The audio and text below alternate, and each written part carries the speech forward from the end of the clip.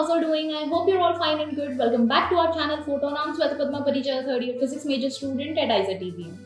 तो अभी मैं यहाँ पे पढ़ाई कर रही थी, तो मैं अपने नोट्स बना रही थी, तो तुरंत मुझे ये ख्याल आया कि while I was also preparing, I didn't know how to make notes. क्योंकि अगर मैं अपनी बात बताऊँ तो मैं 10th तक ऐसे ही बिना नोट्स के पास होती रही, और नॉट जस्ट पास, मुझे बहुत अच्छे मार्क्स रहते रहे। तो मुझे हमेशा से लगता था कि नोट्स बनाने की ज़रूरत क्या है, मैं डायरेक्टली टेक्स्ट बुक से पढ़ सकती थी।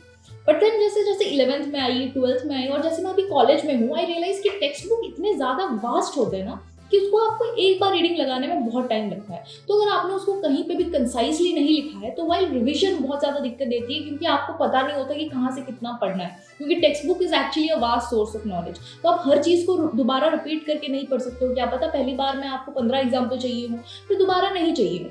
So what you can do is actually make your precise notes, जो कि किसी से मैच नहीं कर सकते हैं, not even your teachers, not even your colleagues, nobody, जो कि सिर्फ आपके अंडरस्टैंडिंग के लिए बनने चाहिए। एंड ऑल्सो ये बहुत ज़्यादा नेसेसरी होता है कि आप नोट्स बनाओ कैसे, क्योंकि बहुत सारे बच्चों को पता ही नहीं होता कि नोट्स कैसे बनाना है। उसका मतलब ये नहीं कि वो अच्छे बच्चे नहीं या फिर उनको पढ़ना नहीं आता है, बट द थिंग इज कि हमने कभी नोट्स ही नहीं बनाया है। तो अगर हम लोग कभी भी टीचर्स को पढ़ाते देखते हैं तो जनरली जब वो लोग बोर्ड पे लिखते हैं, so they generally tend to take a lot of coloured pens, right. तो कभी येलो में लिख दिए, कभी पिंक में लिख दिए, बट हम उनको कॉपी करने के चक्कर में हम भी अपना नोट्स रंग बिरंगा पूरा बना देते हैं। और फिर जब हम अपने नोट्स पढ़ने जाते हैं तो हम पढ़ ही नहीं पाते, क्योंकि हमने खुद ने रंग बिरंगा नोट बनाया होता है, तो कॉन्सेंट्रेट करने में दिक्कत हो रहा होता है, और प्रॉपर प्रिसाइज कहीं पे कुछ लिखा भी नहीं होता है, बस लाइन बाय लाइन जैसे टेक्स्ट बुक पे लिखा होता है वैसे ही हमने पैराग्राफ लिखा होता है। तो फिर क्या डिफरेंस रह गया आपके नोट्स में और आपके टेक्स्ट बुक में, और रिवाइज करने के लिए कंसाइज पॉइंट्स कहाँ हैं आपके पास। सो आज मैं आप लोगों को बताने वाली हूँ वो सारे ट्रिक्स एंड टिप्स जो कि मैंने यूज किए थे while I was preparing for my exams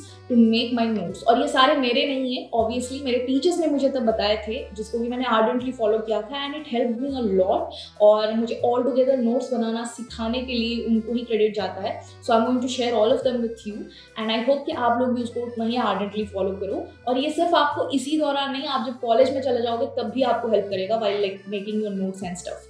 तो या सो लेट्स गेट स्टार्टेड। अच्छा रुको, अगर आपने अभी तक टेलीग्राम ग्रुप को ज्वाइन नहीं किया है तो जल्दी जाओ ज्वाइन करो, क्योंकि उस पर मैं बहुत सारी चीज़ें लेके आने वाली हूँ, पीडीएफ्स, पीपीटीज, कुछ डाउट सॉल्विंग थिंग्स, कुछ ऐसे मटेरियल्स जो कि मैं यूट्यूब पे नहीं डालती हूँ बट वहाँ पे डाल सकती हूँ।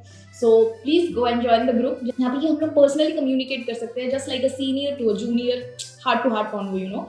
सो जल्दी से जाओ और जल्दी से ज्वाइन करो, link is in the description, don't get late. तो सबसे पहली बात ये होती है कि हम लोग नोट्स बनाते क्यों हैं। तो ये जो सारे एग्जाम्स आप दे रहे हो, एंट्रेंस एग्जाम्स, चाहे वो जेईई मेंस, एडवांस्ड हो या फिर नीट हो या फिर आईआईटी हो या नेस्ट हो, तो ये सारे एग्जाम्स जो है आपके रिवीजन को टेस्ट करते हैं, क्योंकि इन लोगों का सिलेबस काफ़ी वास्ट होता है। 11th और 12th पूरे साल का सिलेबस आपको एक साल में कंप्लीट करके और एग्जाम देना होता है। तो इसीलिए इनका सिलेबस काफ़ी वास्ट करने का मतलब ये होता है कि आप लोगों ने हर एक कॉन्सेप्ट कितना ज़्यादा अच्छे से रिवाइज किया हुआ है। तो revision is the key for this exam और for any entrance exam that you might give in your future. कोई भी एग्जाम इस तरह का नहीं होता कि आपने एक बार पढ़ लिया और उतने ही सिलेबस का एग्जाम दे दिया, क्योंकि इनके सिलेबस बहुत वास्ट होते हैं और कुछ जगहों पे तो ये अनप्रेडिक्टेबल होते हैं। तो इसीलिए इट्स वेरी इंपॉर्टेंट कि आप कॉन्सेप्ट को रिवाइज करते रहो, तभी आपका टाइम बहुत ज़्यादा फालतू में नहीं वेस्ट होगा। आप क्वेश्चन प्रैक्टिस पे बहुत ज़्यादा टाइम दे सकते हो, और ये आप कब कर पाओगे, जब आप एक बार लेक्चर देखने के बाद नोट्स इस तरह से बना लो कि आपको लेक्चर वापस देखने की जरूरत ना हो। कोई भी कॉन्सेप्ट में अगर आपके डाउट हो तो आप नोट्स पे ही पा सकते हो। अब नोट्स हम कैसे बनाएं, किसके जैसे बनाएं। सो नोट्स हमेशा वैसे होने चाहिए जो कि आपको समझ आए। हो सकता है आपने कहीं पे हिंदी में लिखा है, हो सकता है आपने अपने रीजनल लैंग्वेज में लिखा है, उड़िया में लिखा है, उर्दू में लिखा है, गुजराती में लिखा है, किसी भी लैंग्वेज में लिखा है जिसमें आपको समझ आती है। हो सकता है कि टीचर आपको इंग्लिश में पढ़ा रहे हैं तो आपने इंग्लिश में नोट किया है, बट कहीं कहीं पे जो चीज़ आपको समझ नहीं आ रही है आपने उसको एक बॉक्स बना के या फिर एक क्लाउड बना के एक इंटरेस्टिंग तरीके से साइड पे लिख दी है, वो सिर्फ आपके लिए है। इनफैक्ट अगर आपके नोट्स मेसी से मेसियर होते जाते हैं बट स्टिल आपको समझ आ रहे हैं, then your notes are doing their job best. अब आते हैं नोट्स बनाए कैसे। तो नोट्स बनाने के लिए I will give you just 3 tips. तो सबसे पहला टिप ये है कि don't use more than 3 coloured pens.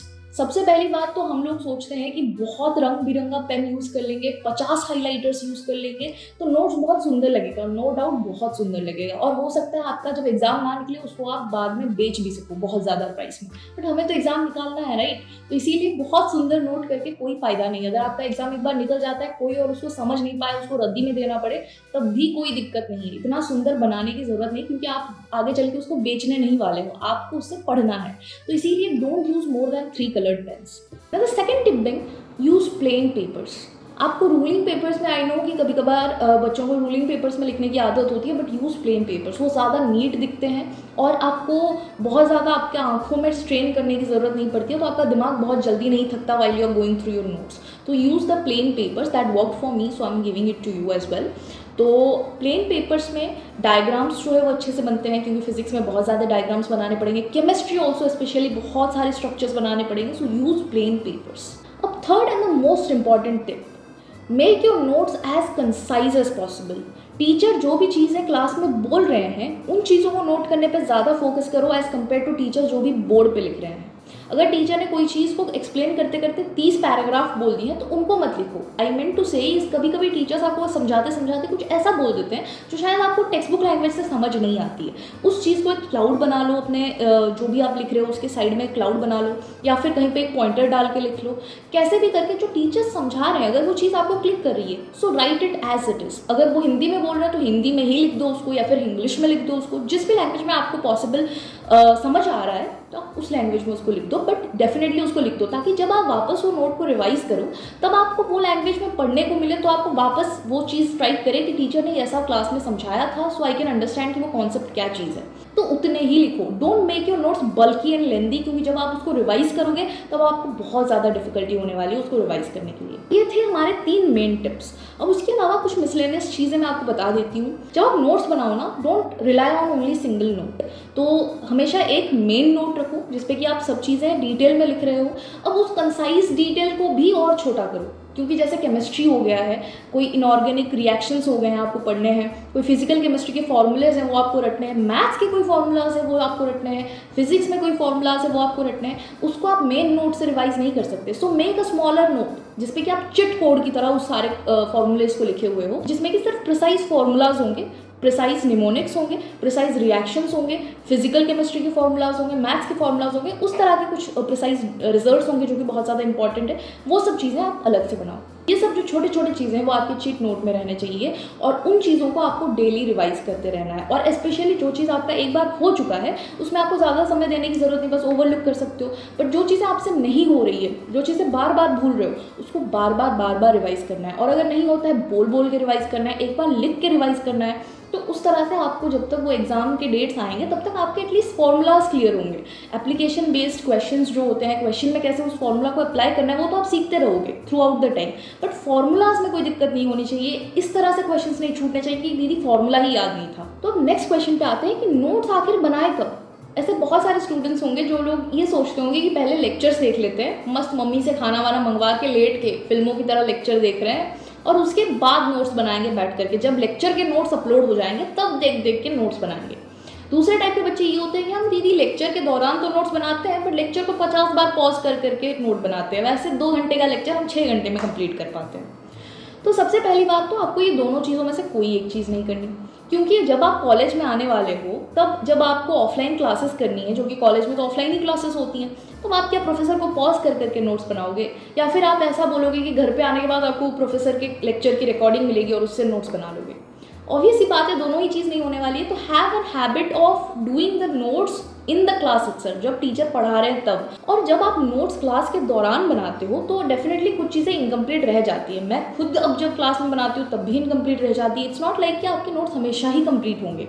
तो आपको क्या करना है, उस जगह पर आपको एक ब्लैंक स्पेस छोड़ देना है और वहाँ पे आपको लिख देना है कि ये चीज़ मैं वहाँ से रेफ़र कर लूँगा।